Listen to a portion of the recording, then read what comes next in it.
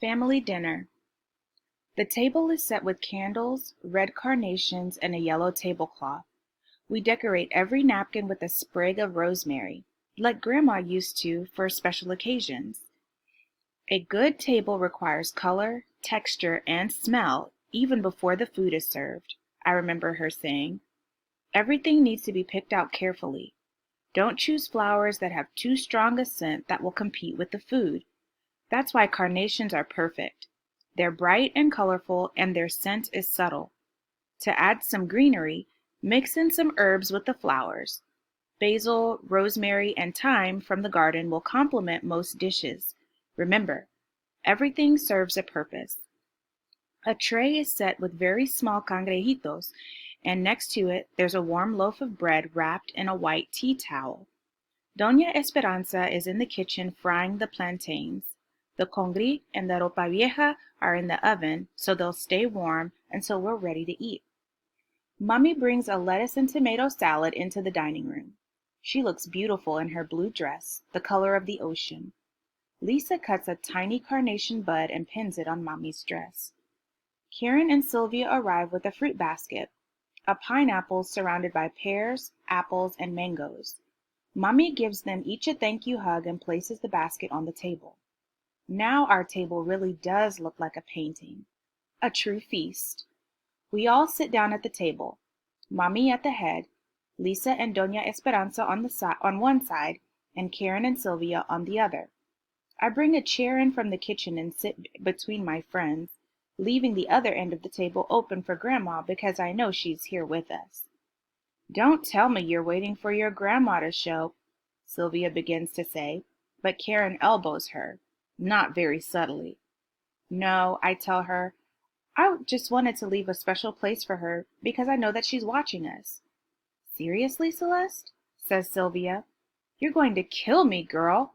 Letters from beyond and ghosts coming to dinner. Actually, I was never scared of the letters, I say. Quite the contrary.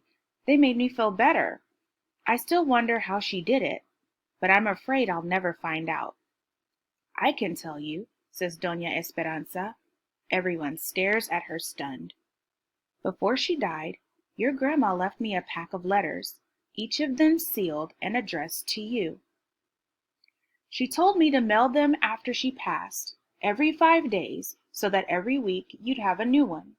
She thought that this way she could help you feel less sad. My mouth dropped open.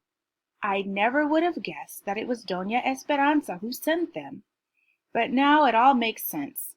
The letters coming frequently, the trip to the grocery store to buy all of the ingredients, her hope that one of the letters would have the ropa vieja recipe. I'm actually thankful she didn't tell me right away. Thank you, Grandma, I say in a whisper. Your plan worked. The tray of cangrejitos goes around the table, and in just a few minutes, it's empty.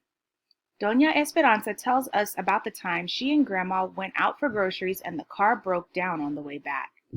You know, back then there were no cell phones, so we couldn't call for help. We had to walk back, and we were so far, she says. And then Rosa has this crazy idea that we could hitch a ride. Imagine 2 old ladies on the side of the road trying to hitchhike. Lisa, who had just taken a gulp of lemonade, laughs so hard that she showers the table. And we all laugh at Doña Esperanza's story, at Lisa's laughter, and the memories of Grandma. Mommy and Lisa start another story about Grandma, and Sylvia pretends that her cangrejito is trying to bite Karen, and they laugh uncontrollably. Without anybody noticing, I close my eyes, trying to record this moment in my memory so I'll have it forever. The sound of laughter, the smell of rosemary, the texture of the tablecloth, the color of the flowers, the flavor of the guava and cheese melted together, and, above all, the feeling of Grandma's presence. I want to remember all of it, with love and flavor.